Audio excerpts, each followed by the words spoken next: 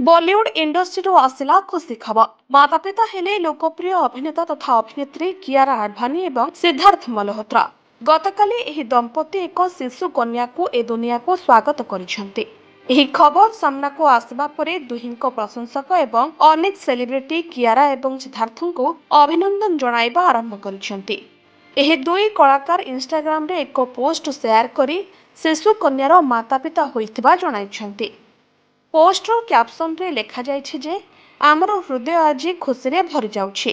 आमर दुनिया संपूर्ण भावे बदली जाइछि। आमे एक शिशु कन्यार माता पिता होइछु।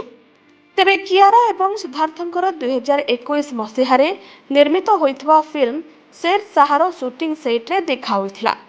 एही फिल्म रे सिद्धार्थ परमवीर चक्र पाइथिबा स्वर्गत कैप्टेन विक्रम बात्रांको भूमिका रे अभिनय करिथिले। एहासह कियारा तांको प्रेमिका डिम्पल चिमांको भूमिका रे अभिनय करिथिले। एही फिल्मर शूटिंग समय ही दुहिंकर घनिष्ठता वृद्धि पाइथिला एवं परे सेमाने परस्पर को डेट करबा आरंभ करथिले। तेबे एहा परे 2023 रे दुहे विवाह बंधन रे बांधी होइथिले। चलित वर्ष फेब्रुआरी रे ही दुहे माता पिता हेबाको जाउथुबा विषय रे एक पोस्ट करी जणाइथिले। आउ गतकाली कियारा एक कन्या संतान को जन्म दैछंती। ब्यूरो रिपोर्ट सूचना टीवी 24x7।